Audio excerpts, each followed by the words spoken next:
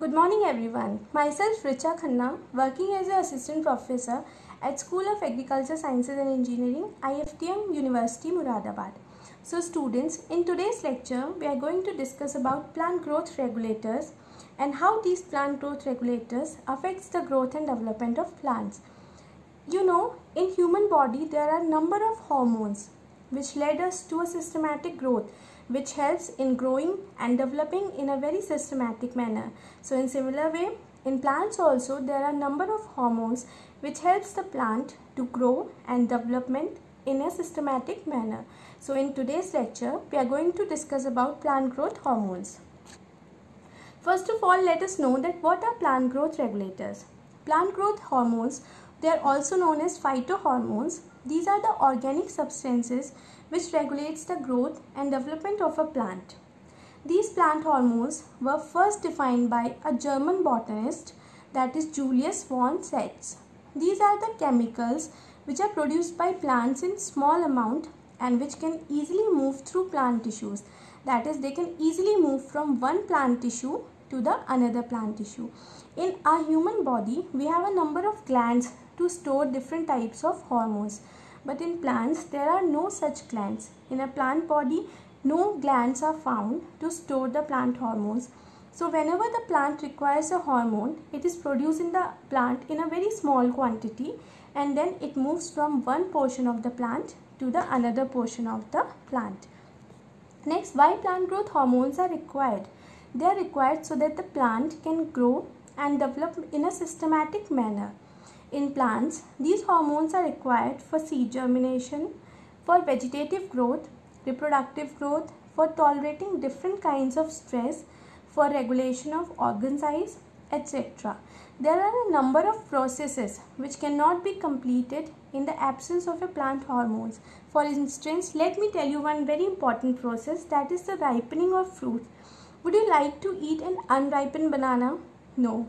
You like it in a ripened form. So which hormone is responsible for ripening? There is a hormone called as ethylene. If ethylene is not present, the ripening will not happen in the fruits. So by this we can say that there are number of processes which cannot be completed if plant growth hormones are not present. This picture is showing different functions of the plant hormones. Control of cell division, elongation of stem, stomatal closure, growth of young fruits, development of abscission zone, as well as gravitropism. All these processes are governed by the action of different plant hormones. Now let's come to the types of plant hormones. The plant hormones are basically divided into 5 categories. The first one is an auxin, second one is gibberellin, third is cytokinins, fourth one is abscisic acid, and the fifth one is ethylene.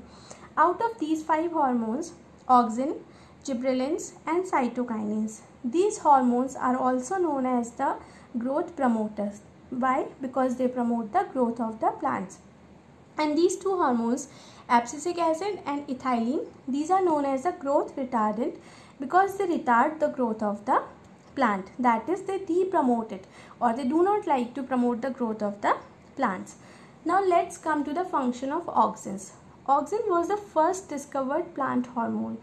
When the discovery of plant hormones was not in process, the scientists discovered that the first plant hormone was auxin. A Dutch graduate student, Frits Wendt, first described the auxin in the year 1926, and later on a scientist called as Kenneth V. Thimann was the first person who isolated the auxin and its chemical structure. It means that the auxin you study or the chemical structure we know is given by Kenneth V. Thimann. In nature, auxin is always found in 2 forms. First one is a natural auxin and second one is synthetic. Natural means the one which is present in the nature or which is natural, and synthetic means the one which is made by man or which is the man-made. So the example of natural auxins include indole acetic acid, indole butyric acid and indole propionic acid. Whereas synthetic auxin includes naphthalene acetic acid and 2,4-D. 2,4-D we all know is a weedicide. It is used to kill the weeds. But it is interesting to know that whenever we use 2,4-D in a very less amount or in a very little quantity, it acts as a plant growth promoter. Next, the main functions of auxin include apical dominance, that is, it promotes the growth of the apical bud. In plants, we know it very well that this one is the apical bud and these are the lateral buds. So what auxin do? It always promotes the growth of the apical bud and it retards the growth of the lateral bud. It means that it wants the plant to become tall, not bushy. Because if more lateral buds will grow, the plant will become bushy like this. But what happens when auxin is acting? The plant will become tall like this.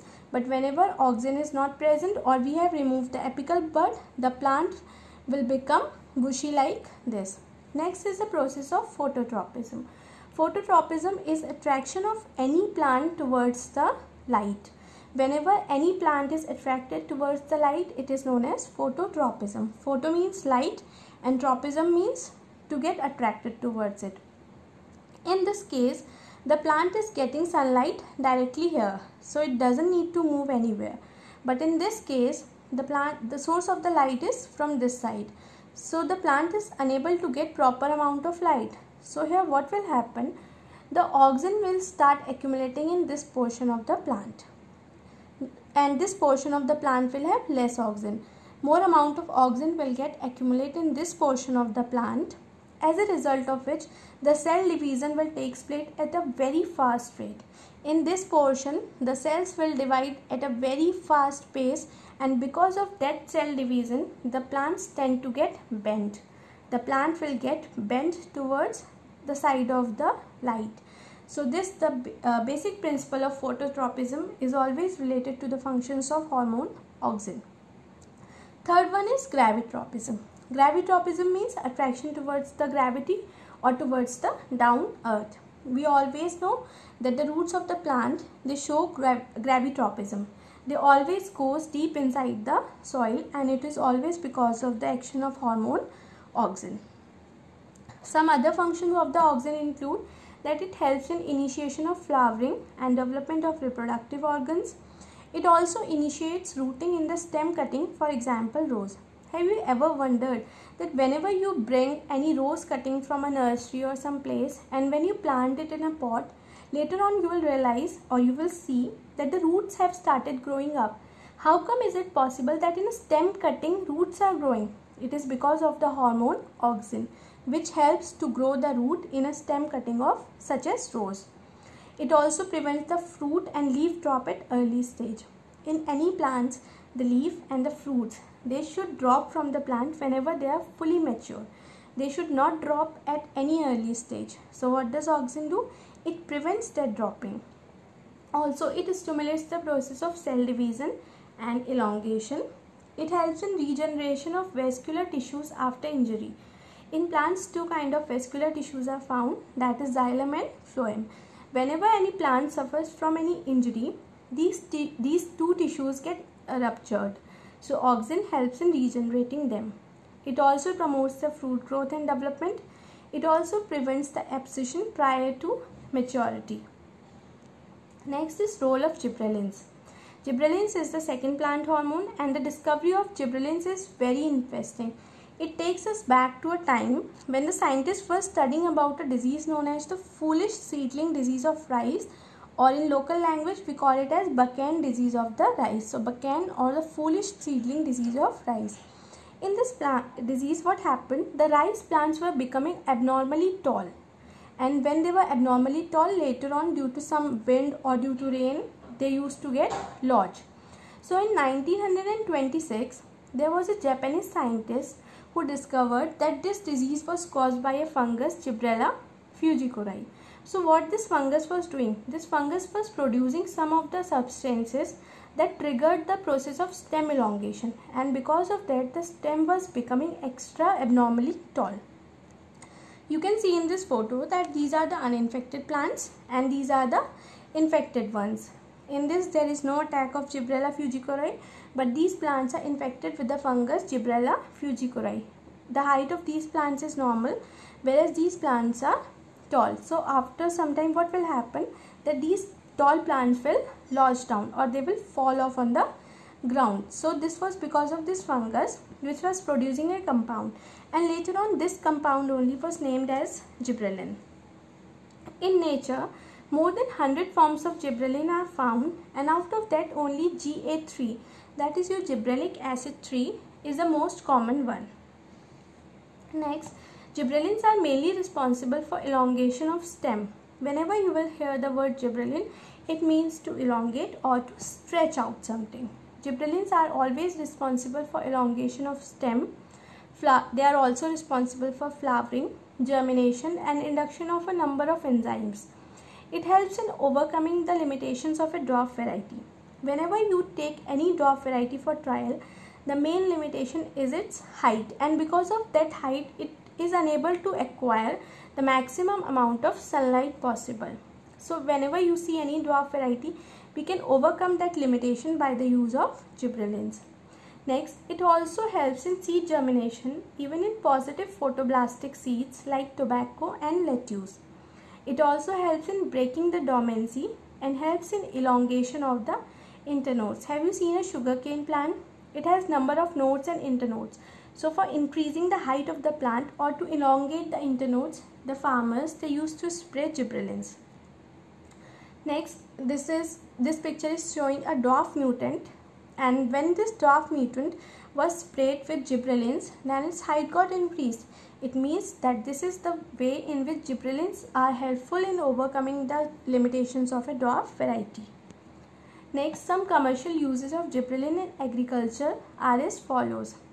It is sprayed on the grapevine to enlarge them. In this picture, you can clearly see that these are the untreated grapes and these are the grapes which were treated with gibberellins. So what is happening here? The height of these grapes is very less, whereas on treatment with gibberellins, they become extra large. And it is also sprayed in sugarcane to enlarge the internodes, and it is also useful for production of seedless fruits. Next is role of cytokinins in plants. Cytokinins are the third hormone, and they are mainly responsible for the process of cell division. Whenever you will study the term cell division, the main role is played by cytokinins. They are helpful in promoting the cell division and growth of the plants. They also plays a major role in the pathogenesis. Pathogenesis is related to pathogen or to some kind of disease. So they plays a major role in pathogenesis. It means they help in inducing resistance in the plants. They make the plant resistance towards certain disease causing bacteria. They also stimulate the process of seed germination. The cytokinins modifies the effect of apical dominance and promotes the growth of lateral bud. When we were studying about auxin, we studied that auxin always promotes the growth of apical bud and it retards the growth of lateral bud. But it is opposite in case of the cytokinins.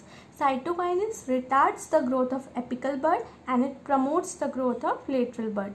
By this we can say that cytokinins always acts antagonistic or opposite to the action of auxin.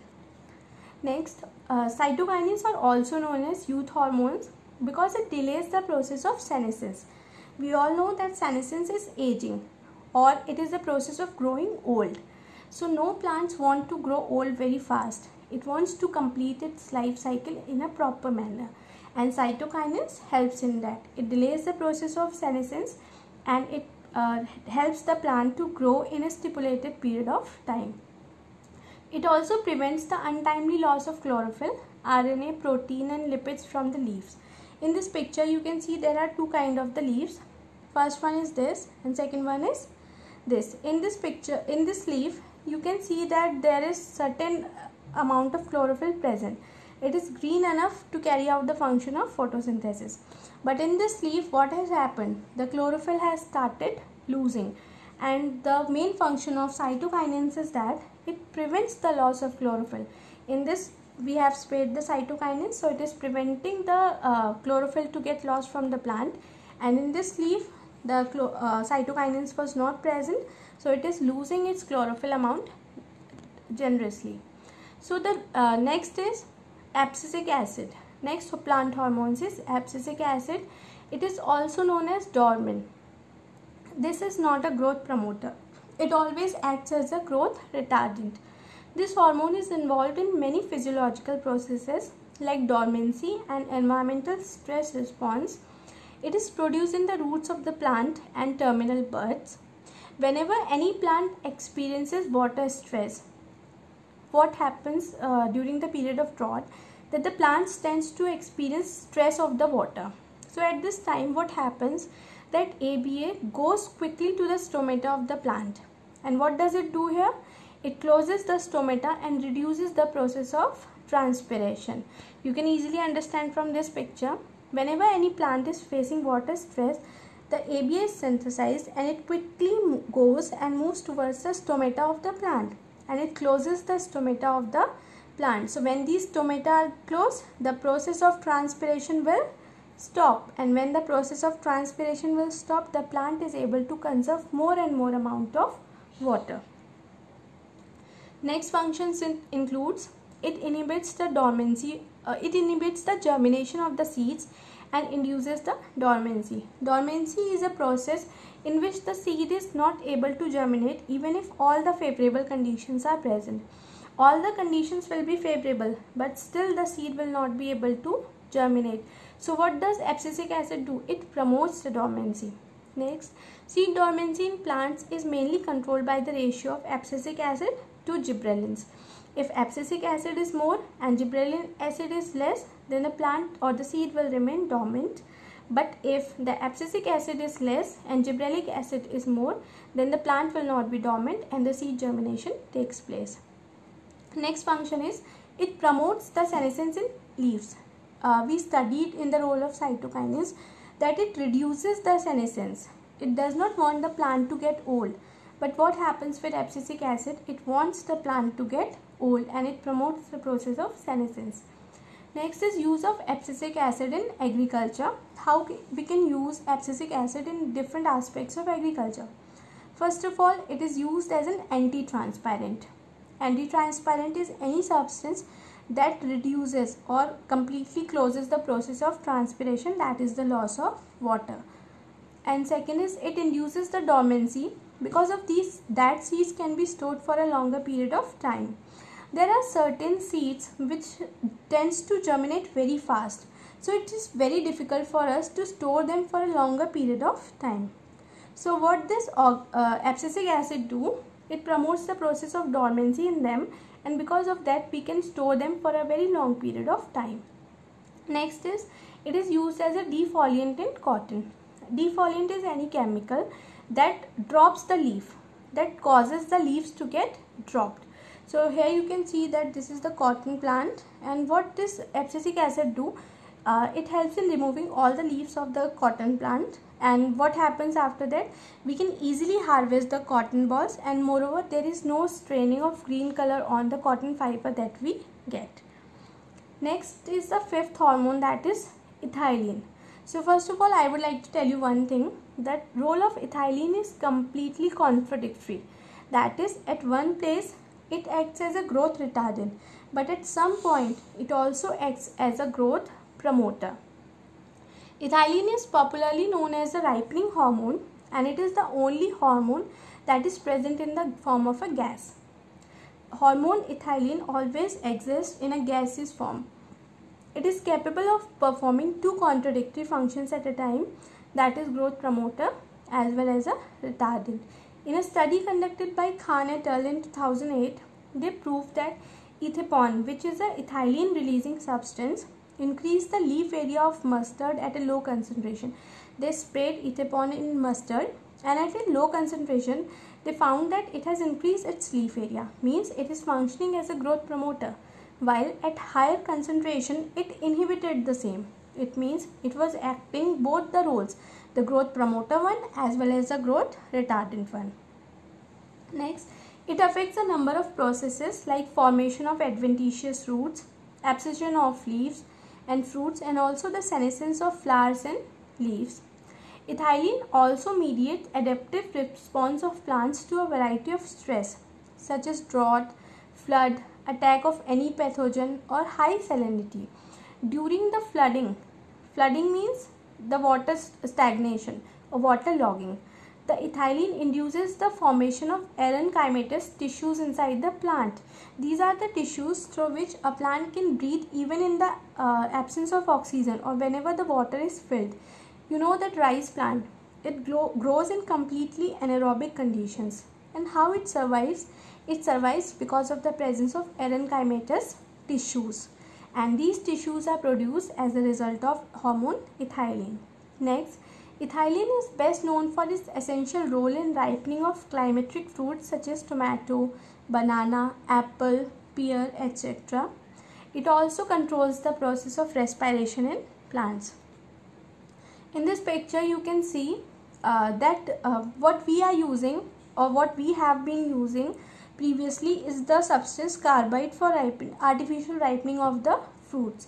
But this carbide gas is prohibited because it also contains the traces of arsenic and phosphorus, which are harmful for us, and it can also cause dizziness, irritation, weakness, vomiting, ulcer problem also. So what is the better alternative? So better alternative of carbide gas is ethylene gas. First of all, it is approved by FSSAI. Second, it is a hormone that is not naturally produced within the plant, so there is no harm in using it.